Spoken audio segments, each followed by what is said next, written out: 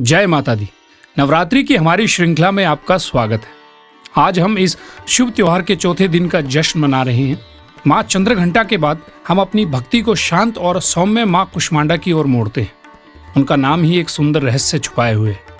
कु का अर्थ है थोड़ा, उष्मा का अर्थ है ऊर्जा और अंडा का अर्थ है ब्रह्मांडीय अंडा। उनके नाम का अर्थ है ब्रह्मांड को एक छोटी सी ब्रह्मांडीय ऊर्जा से बनाने वाली। वो दिव्य माँ है जिन्होंने अपनी कोमल मुस्कान से ब्रह्मांड की रचना की। ब्रह्मांड के अस्तित्व से पहले तारों, ग्रहों और आकाश गंगाओं से पहले केवल अंधकार और शून्यता थी। इसी शून्य में माँ कुष्मांडा प्रकट हुई।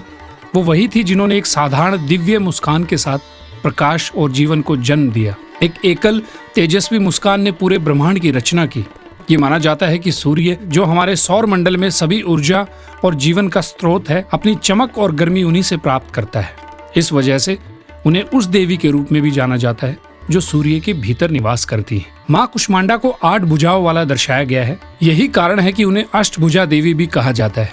उनके हाथों में विभिन्न दिव्य वस्तुएं हैं जिनमें प्रत्येक का एक अद्वितीय अर्थ है। वो एक बाघ पर सवार हैं जो उनकी अपार शक्ति और प्रकृति की अनियंत्रित शक्तियों को नियंत्रित करने की उनकी क्षमता का प्रतीक है।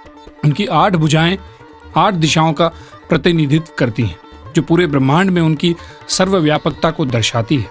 वो अमृत का एक बर्तन पकड़े हुए हैं जो स्वास्थ्य और लंबे जीवन का प्रतिनिधित्व करता है, और रक्त का एक जार जो बुराई को नष्ट करने की उनकी शक्ति का प्रतीक है। नवरात्रि के चौथे दिन भक्त माँ कुष्मांडा का आशीर्वाद पाने के लिए उनकी पूजा करते हैं। वो सभी ऊर्जा का स्रोत हैं और माना जाता है कि वो अपने अनुयायियों को शक्ति, अच्छा स्वास्थ्य और एक लंबा जीवन प्रदान करती हैं।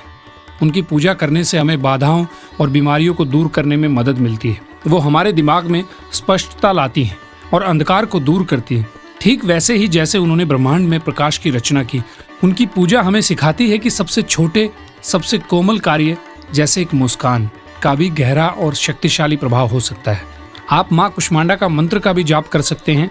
उनका मंत्र है, या देवी सर्वभूतेषु माँ कुष्मांडा रूपेण संस्थिता नमस्तस्यै नमस्तस्यै नमस्तस्यै नमो नमः। अर्थात, हे देवी जो सभी प्राणियों में माँ कुष्मांडा के रूप में निवास करती है, मैं आपको नमन करता हूँ, मैं आपको नमन करता हूँ, मैं आपको बार बार नमन करता हूँ। जब हम माँ कुष्मांडा की प्रार्थना करते हैं तो आइए हम अपने भीतर निहित सृजन की शक्ति को याद रखें। एक कोमल शब्द, एक दयालु मुस्कान या करुणा का एक साधारण कार्य प्रकाश की दुनिया बना सकता है। कल हमारे साथ जुड़े, क्योंकि हम देवी के 5वें रूप माँ स्कंद माता के बारे में जानेंगे। अगर आपको ये कथा पसंद आई हो तो हमारे चैनल को सब्सक्राइब करना ना भूलें। आपका बहुत बहुत धन्यवाद।